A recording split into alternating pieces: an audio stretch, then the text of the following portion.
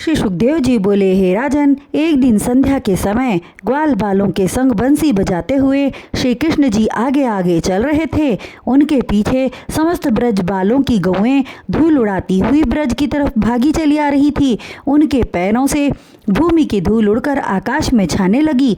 उसी समय कंस का भेजा हुआ दैत्य पहुंचा। उसका डील डौल इतना विशाल था कि उसे देखकर ब्रजवासी भयभीत होने लगे। वह अपने मुंह से आग उगलता हुआ, पूंछ से फटकारता हुआ, अपनी लंबी लंबी सींगें हिलाता हुआ भयंकर शब्द करने लगा।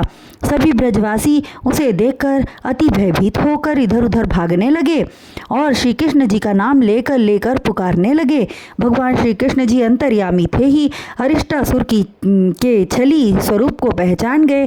तत्पश्चात मंद मंद मुस्कुराते हुए ग्वालों से कहने लगे, तुम लोग डरो मत, मैं अभी से देखता हूँ। यह कहकर वे आगे बढ़े और उस दैत्य से कहने लगे, अरे दुष्ट, तू इन गौओं तथा हमारे सखाओं को क्यों डराता है? मेरे सामने आ, मैंने तेरे जैसे कई राक्षसों का संहार किया है।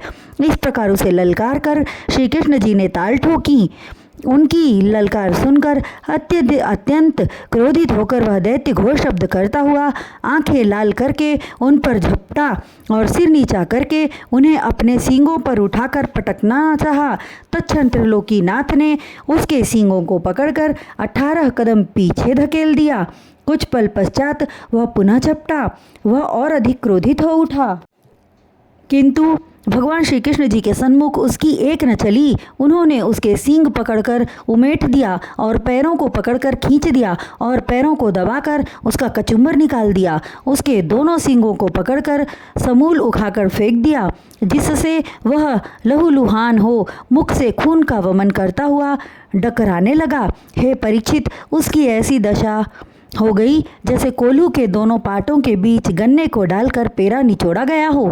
कुछ देर तक हाथ पैर पटकने के पश्चात उसके प्राण निकल गए। उसका निर्जीव तन भूमि पर पड़ा रहा। यह दृश्य देखकर समस्त ब्रजवासी उसके निकट फिर आए तथा कृष्ण जी से कहने लगे, हे नंदनंदन, हम तो इसे बैल समझ रहे थे। हमें क्या मालूम था कि बैल के रूप में कोई दैत्य हमें मारने के लिए आया है।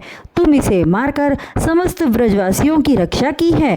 हम सभी पर जब जब विपत्ति आई है उसका निवारण आपने किया है।